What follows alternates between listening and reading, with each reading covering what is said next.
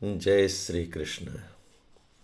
श्रीमद्भागवत महापुराण प्रथम खंड पंचम स्कंध नवम अध्याय। भरत जी का ब्राह्मण कुल में जन्म। श्री सुखदेव जी कहते हैं, राजन, आंगिरस गोत्र में सम दम तप स्वाध्याय वेदाध्ययन त्याग अतिथि आदि को अन्न देना, संतोष, तितिक्षा, विनय, विद्या, कर्म विद्या, अनुसूया, दूसरों के गुणों में दोष न ढूंढना, आत्मज्ञान, आत्मा के कृतत्व और भोक्तृत्व का ज्ञान और आनंद, धर्म पालन जनित सुख, सभी गुणों से संपन्न एक श्रेष्ठ ब्राह्मण थे। उनकी बड़ी स्त्री से उन्हीं के समान विद्या, शील, आचार, रूप और उदारता आदि गुणों वाले 9 पुत्र हुए तथा छोटी पत्नी से एक ही साथ एक पुत्र और एक कन्या का जन्म हुआ। इन दोनों में से जो पुरुष था वह परम भागवत राज शिरोमणि भरत ही थे। वे मृग शरीर का परित्याग करके अंतिम जन्म में ब्राह्मण हुए थे, ऐसा महापुरुषों का कथन है। इस जन्म में भी भगवान की कृपा से अपनी पूर्व जन्म परंपरा का स्मरण रहने के कारण वे इस आशंका से कि कहीं फिर कोई विघ्न उपस्थित न हो जाए, अपने स्वजनों के संग से भी बहुत डरते थे। हर समय जिनका श्रवण, स्मरण और गुण कीर्तन सब प्रकार के कर्म बंधनों को काट देता है, श्री भगवान के उन युगल चरण कमलों को ही हृदय में धारण किए रहते तथा दूसरों की दृष्टि में अपने को पागल, मूर्ख, अंधे और बहरे के समान दिखाते। पिता का तो उनमें भी वैसा ही स्नेह था, इसलिए ब्राह्मण देवता ने अपने पागल पुत्र के भी शास्त्रानुसार समवार्तन पर्यंत विवाह से पूर्व के सभी संस्कार करने के विचार से उनका उपनयन संस्कार किया। यद्यपि वे चाहते नहीं थे तो भी पिता का कर्तव्य है कि पुत्र को शिक्षा दे। इस शास्त्र विधि के अनुसार उन्होंने इन्हें शौच, आचमन आदि आवश्यक कर्मों की शिक्षा दी। किंतु भरत जी तो पिता के सामने ही उनके उपदेश के विरुद्ध आचरण करने लगते थे। पिता चाहते थे कि वर्षा काल में इसे वेदाध्ययन आरंभ करा दूं, किंतु बसंत और ग्रीष्म ऋतु के चैत्र, बैसाख, ज्येष्ठ और आषाढ़ 4 महीनों तक पढ़ाते रहने पर भी वे उन्हें व्याहृति और शिरो मंत्र प्रवण के सहित त्रिपदा गायत्री भी अच्छी तरह याद न करा सके। ऐसा होने पर भी अपने इस पुत्र में उनका आत्मा के समान अनुराग था, इसलिए उसकी प्रवृत्ति न होने पर भी वे पुत्र को एक अच्छी तरह शिक्षा देनी चाहिए। इस अनुचित आग्रह से उसे शौच, वेदाध्ययन, व्रत, नियम तथा गुरु और अग्नि की सेवा आदि ब्रह्मचर्य आश्रम के आवश्यक नियमों की शिक्षा देते ही रहे। किंतु अभी पुत्र को सुशिक्षित देखने का उनका मनोरथ पूरा न हो पाया था और स्वयं भी भगवत भजन रूप अपने मुख्य कर्तव्य से असावधान रहकर केवल घर के धंधे में ही व्यस्त थे कि सदा सजग रहने वाले काल भगवान ने आक्रमण करके उनका अंत कर दिया। जय श्री कृष्ण। तब उनकी छोटी भार्या अपने गर्भ से उत्पन्न हुए दोनों बालक अपनी सौत को सौंपकर स्वयं सती होकर पति लोक को चली गई। भरत जी के भाई कर्म कांड को सबसे श्रेष्ठ समझते थे। वे ब्रह्म ज्ञान रूप परा विद्या से सर्वथा अनभिज्ञ थे, इसलिए उन्हें भरत जी का प्रभाव भी ज्ञात नहीं था। वे उन्हें नीरा मूर्ख समझते थे। अतः पिता के परलोक सिधारने पर उन्होंने उन्हें पढ़ाने लिखाने का आग्रह छोड़ दिया। भरत जी को तो मान अपमान का कोई विचार न था। जब साधारण नर पशु उन्हें पागल, मूर्ख अथवा बहरा कहकर पुकारते, तब वे भी उसी के अनुरूप भाषण करने लगते। कोई भी उनसे कुछ भी काम कराना चाहते तो वे उनकी इच्छा के अनुसार कर देते। बेगार के रूप में, मजदूरी के रूप में, मांगने पर अथवा बिना मांगे जो भी थोड़ा बहुत अच्छा या बुरा अन्न उन्हें मिल जाता, उसी को जीभ का जरा भी स्वाद न देखते हुए खा लेते। अन्य किसी कारण से उत्पन्न न होने वाला स्वतः सिद्ध केवल ज्ञान आनंद स्वरूप आत्मज्ञान उन्हें प्राप्त हो गया था। इसलिए शीतोष्ण, मानापमान आदि द्वंद्वों से होने वाले सुख दुखादि में उन्हें देहाभिमान की स्फूर्ति नहीं होती थी। वे सर्दी, गर्मी, वर्षा और आंधी के समय साढ़ के समान नंगे पड़े रहते थे। उनके सभी अंग हृष्ट पुष्ट एवं गठे हुए थे।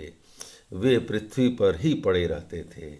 कभी तेल उपटन आदि नहीं लगाते थे और न कभी स्नान ही करते थे।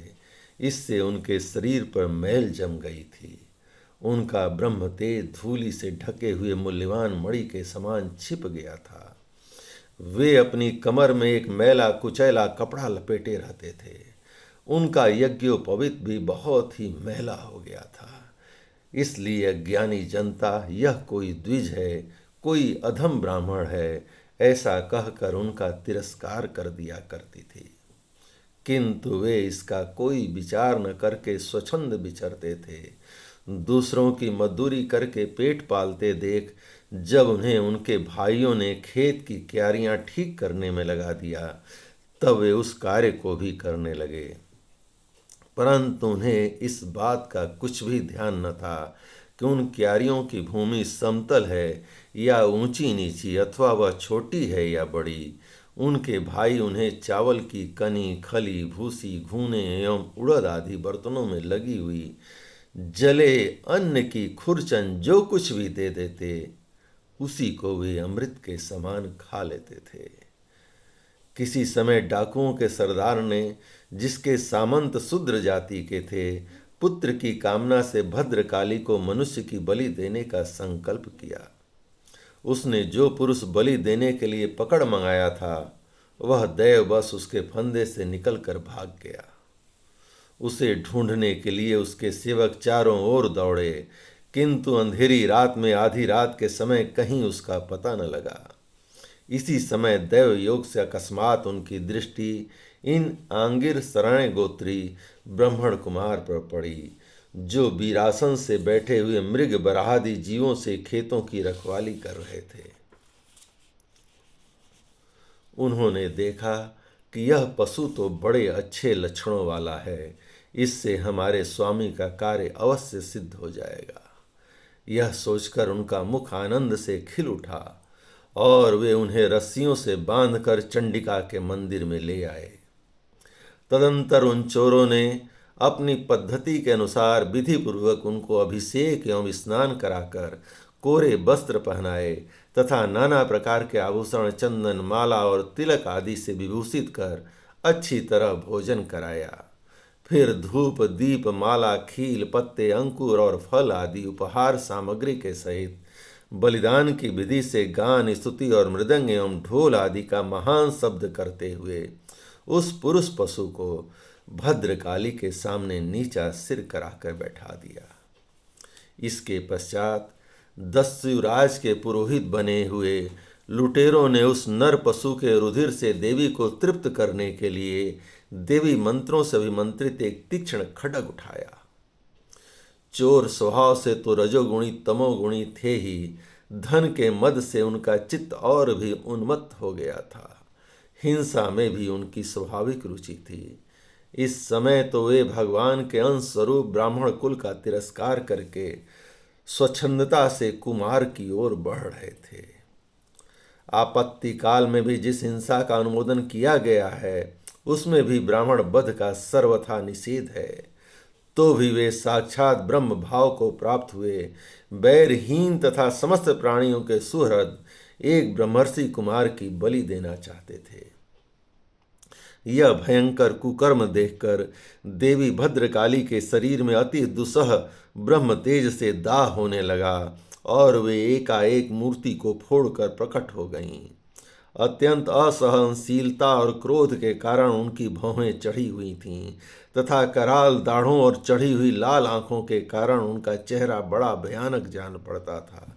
उनके उस विकराल वेश को देखकर ऐसा जान पड़ता था मानो वे इस संसार का संहार कर डालेंगी।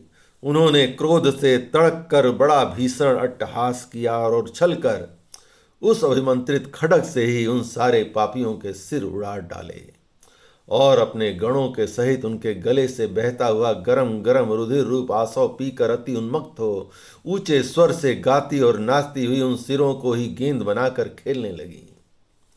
सच है, महापुरुषों के प्रति किया हुआ अत्याचार रूप अपराध इसी प्रकार ज्यों का त्यों अपने ही ऊपर पड़ता है।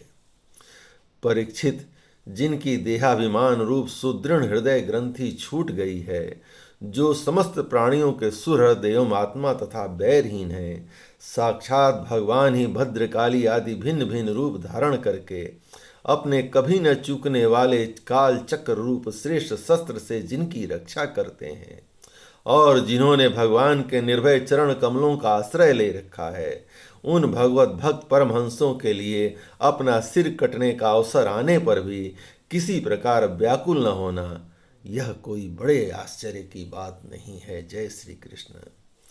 भगवान श्री कृष्ण की महान कृपा से श्रीमद् भागवत महापुराण प्रथम खंड पंचम स्कंद का 9वां अध्याय संपूर्ण हुआ। जय श्री कृष्ण।